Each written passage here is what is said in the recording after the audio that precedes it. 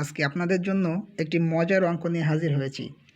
দেখুন, 2x plus 3y by 3x plus 2y equal 5/6 এইটা যদি হয় তাহলে x ইস টু ওয়াই সমান কত?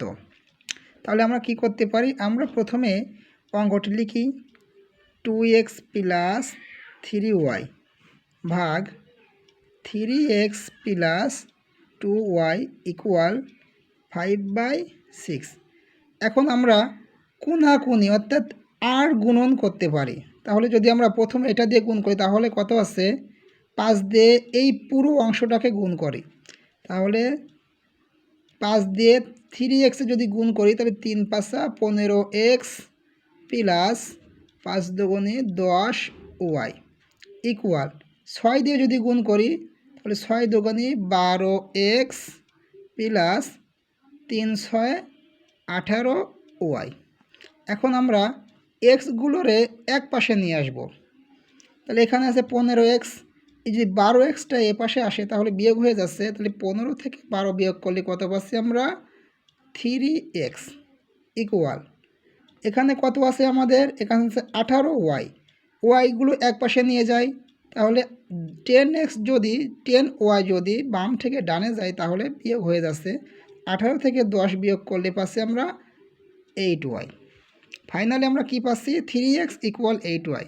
এখন অতএব আমরা বের করব x ইস টু ওয়াই, অর্থাৎ x বাই ওয়াই সমান কত হবে। দেখুন একটা মজা, দেখুন যে এখানে আমাদের কি আছে, যে 3x এর সঙ্গে 3 গুণ আকারে আছে। তাহলে আমরা জানি যদি ভগ্নাংশ থাকে, একটা সমীকরণ থাকে এবং ভগ্নাংশ থাকে, তাহলে অবশ্যই কোনাকুনি গুণ করার পরে এরকম একটা মান বের হয়। যেমন আমি এখানে আগে কোনাকুনি গুণ করছি, ঠিক একইভাবে তাহলে এক্সের সঙ্গে 3 গুণ আছে, তাহলে এক্স আমার ওয়াই আছে। যদি 3 গুণ আকারে রাখতে চাই তাহলে নিশ্চয়ই ডান পাশের অংশে এক্সটা নিচে ছিল। যদি আমি কোনাকুনি গুণ করি তাহলে 3x মেলে, এবং ওয়াই তাহলে কত ছিল? ওয়াইয়ের সঙ্গে 8 গুণ আকারে ছিল। তাহলে ওয়াইটা অবশ্যই কোথায় বসবে? আমার ডান পাশে উপরে বসবে।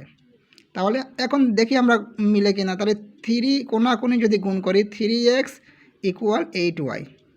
ক্লিয়ার? তাহলে অতএব ফাইনালি আমরা x ইস টু ওয়াই সমান কত পাচ্ছি? x ইস টু ওয়াই সমান আমরা পাচ্ছি 8:3। এটা হচ্ছে আমাদের x এবং ওয়াইয়ের অনুপাত বা রেশিও। কেমন লাগলেও কমেন্টে জানাবেন এবং ফলো দিয়ে পাশে থাকবেন।